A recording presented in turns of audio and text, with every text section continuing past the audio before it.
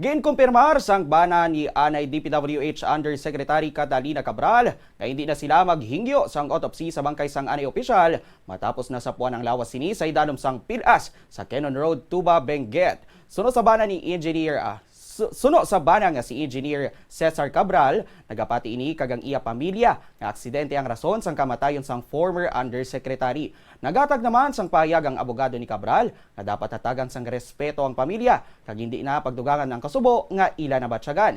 Naibaluan nga si Cabral ang nagpungkoan ay bilang undersecretary para sa planning kag public-private partnerships ang DPWH kag na-implicate sa aligasyon nga budget insertions kag kickbacks sa mga flood control projects. Antes pa man nga ginatalikdan sini ang iya trabaho sa DPWH, ginpanginwala sini ang pagkadalahig sa iya nga pangalan sa mga maanomaliya nga nagakatabo sa ahensya. Wala pa subong na establisar kung may foul play sa iya nga kamatayon. Alin? Yung Ba't lang papa-autopsy pa? Nakita mo na yung sarili mo na yung sarili niya na hiwain mo pa? Kasi nakita na ako na in-autopsy na binubuksan buo. Tapos biyababayaan lang, iiwan na lang ng mga mag-autopsy. Ikaw ba gusto mo namatay ka na? Gusto pang ano yun? Gusto mo makita pa na naghirap na yung tao tapos iiwain mo pa?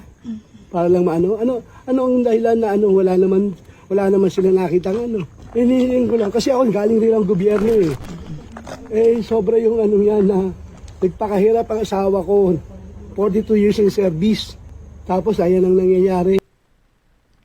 Sa piyak nga bahin, ginbando naman sang Department of the Interior and Local Government nga i-relieve ang hepe sang pulis sa Benguet kag sa Tuba bangod sa mishandling sa investigasyon sa kamatayon ni Cabral. Ginkumpirmahan ini ni DILG Secretary John Vic Remulla. Suno kay Remulla, wala gin silang area kag wala gin kabig bilang crime scene gani nga negligent ang mga pulis kung ano ang kabugat sang sitwasyon. Bisan pa nga nagagwa nga suicide ang natabo sunod sa Tiglikom, dapat kung tani nga ginsunod ang tanan nga guidelines sang posible nga crime.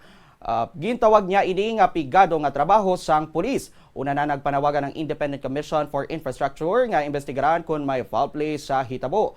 Kung may foul play sunod sa komisyon, posible nga ang responsable nga tawo ang naangot man sa flood control corruption.